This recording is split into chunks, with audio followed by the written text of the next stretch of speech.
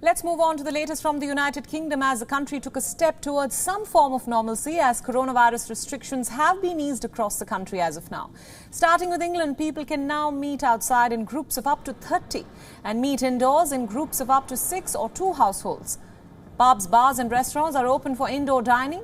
Entertainment and fitness sites such as museums, movie theatres, concert halls and sports stadiums have all been reopened. Up to 30 people can now attend weddings, receptions and other celebrations. England has also lifted the cap of how many people can attend funerals in line with how many people can the venue safely accommodate. Starting now, Britain has lifted the ban on foreign travel as well for certain countries. People can go on holidays abroad to select countries, of course, and on overnight domestic trips as well. Britain has also updated its guidelines on social distancing. Prime Minister Boris Johnson welcomed the opening up of the UK and he urged Britons to continue to keep their guards up against the deadly infection. Listen in. We're updating the guidance on social distancing among family and friends so you can make your own informed decisions. But please, be cautious about the risks to your loved ones. Remember that close contact, such as hugging, is a direct way of transmitting this disease. So you should think about the risks. Consider whether they are vaccinated and whether there has been time for the vaccine to take effect. And whatever you decide, you must continue to observe social distancing with others, including in the workplace, shops, pubs and restaurants. All the data shows we're making great progress against this virus. But to ensure our progress is irreversible, we must follow the rules and take up the offer of a vaccine whenever your turn comes. And remember the fundamentals: hands, face, space and fresh air.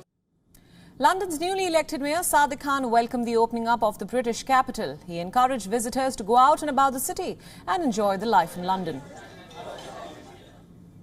Well, it's fantastic. It's not 11 and I've already had breakfast twice indoors in restaurants, promoting the brilliant restaurants in our city. We've launched the biggest domestic tourism campaign London's ever seen. Let's Do London, encouraging Londoners to come back to the West End, but also those across the country who may be crestfallen and not having a holiday overseas to see and taste the best of the world here in London. As life across England comes close to the pre-pandemic era to a certain extent, most of the Londoners are elated. But some have also expressed their anxiety as to whether this is the right time to reopen, keeping in mind the presence of a highly transmissible mutant variant in some parts of the UK.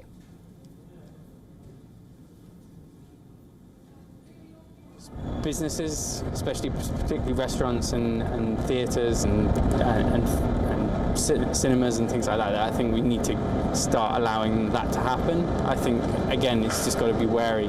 I don't feel totally comfortable with it because it's there leering in the background. But, you know, we have to get on with it, haven't we, and try our best to sort of live a day at a time. That's all you can do, isn't it? But it is worrying, yes, it's in the back of my mind. Along with England, Wales and most of Scotland are on the path to reopening. Pubs, restaurants, cafes, theatres, sports venues have also opened their doors for the first time in months. Northern Ireland, on the other hand, is yet to take a call on reopening. British reports suggest that Northern Ireland will review lockdown rules on 20th of May with the hope that some could be lifted by the 24th of May. The UK's vaccination drive, on the other hand, is going on in full swing, and according to the latest numbers, Britain has given more than 56 million vaccine jabs and more than 20 million Britons are now fully vaccinated against the infection.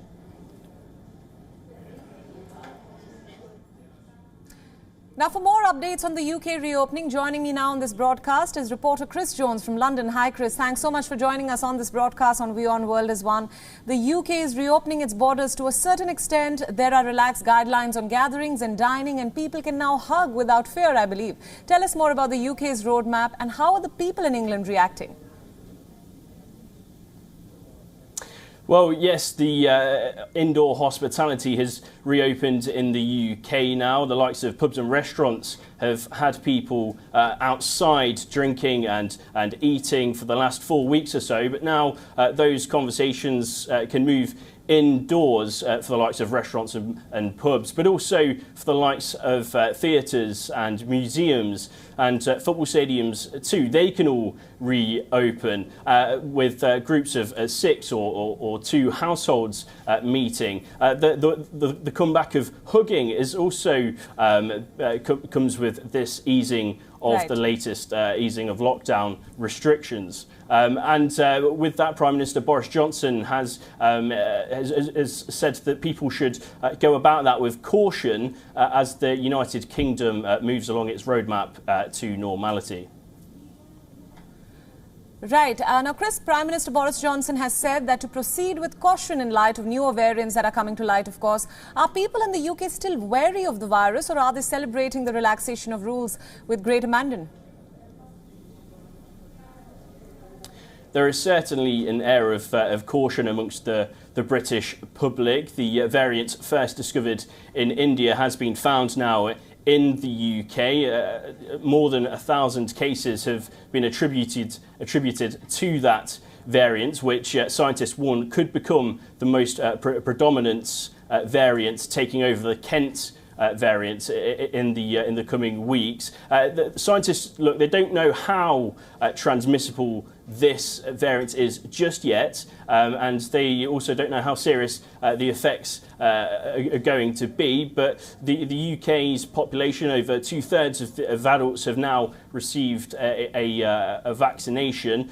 So this is going to be a real test of the UK's vaccination drive, and Boris Johnson again says he's warning people not to stretch the guidelines and to stick to what has been imposed just now. He also says that if the data comes back negatively, then the June 21st deadline, the deadline where we could see everything reopening and a sense of normality come back to the UK, he says that deadline could be pushed back, and he said from the very start that the government will be looking at the data and not the dates. Right, Chris, my final question for you. Tell us a little bit about the new travel guidelines in and out of England as cases are visibly declining.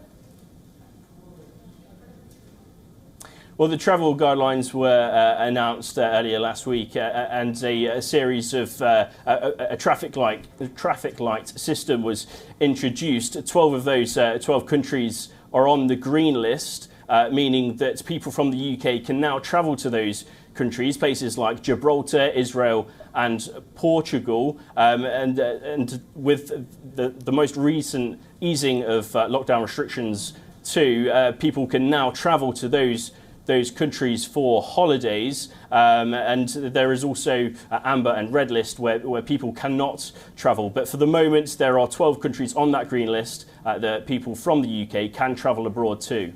Right, Chris, thank you so much for joining us on this broadcast and all your insights into this story.